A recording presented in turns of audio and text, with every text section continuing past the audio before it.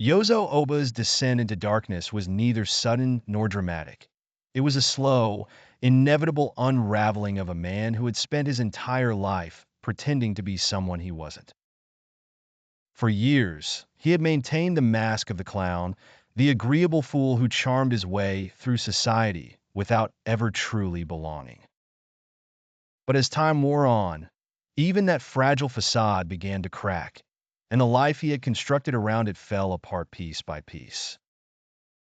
Yozo's reliance on alcohol began as a means to dull the constant ache of existence, a way to silence the voices of inadequacy and alienation that filled his mind. At first, it was just a drink or two in the evenings, shared with acquaintances who enjoyed his self-deprecating humor. But what began as a casual escape soon became a dependency. The alcohol gave him temporary relief, a fleeting sense of numbness that felt like salvation. He drank to forget his failures, his fears, and the overwhelming sense of disconnection that plagued him. But the more he drank, the harder it became to return to reality. As the alcohol took over, Yozo's grip on his life began to slip. He missed appointments, forgot promises, and alienated the few people who still cared about him. The bright, charismatic persona he had worked so hard to maintain became a shadow of itself, and the man behind the mask, desperate, hollow, and lost, began to show through. The friends who had once laughed at his jokes and admired his charm started to drift away, unable to reconcile the Yozo they thought they knew with the man he was becoming. It wasn't long before alcohol alone was no longer enough. Yozo, always seeking a deeper escape, turned to drugs. At first, he told himself it was just to take the edge off, a way to cope with the pressures of a world he didn't understand. But like the alcohol, the drugs quickly became another chain binding him to his despair. They offered him an illusion of control, a brief reprieve from the chaos of his thoughts. But in reality, they only pulled him further into a spiral of dependency and self-destruction. Yozo's behavior grew increasingly erratic.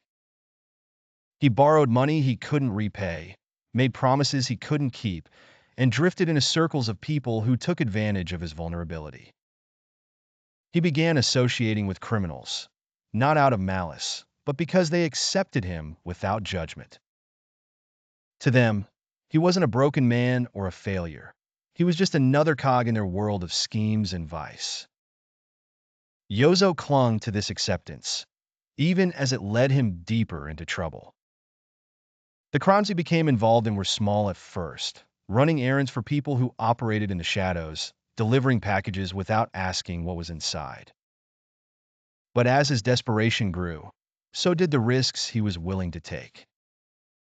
He rationalized his actions, telling himself that it didn't matter what he did because he was already a lost cause.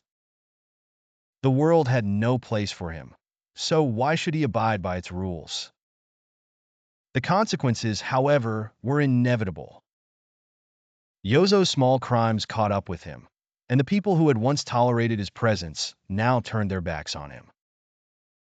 Landlords refused to rent him rooms, shopkeepers eyed him with suspicion, and even strangers on the street seemed to sense the weight of his failures.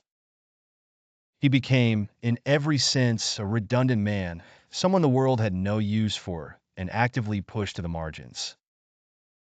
This rejection only deepened Yozo's self-loathing.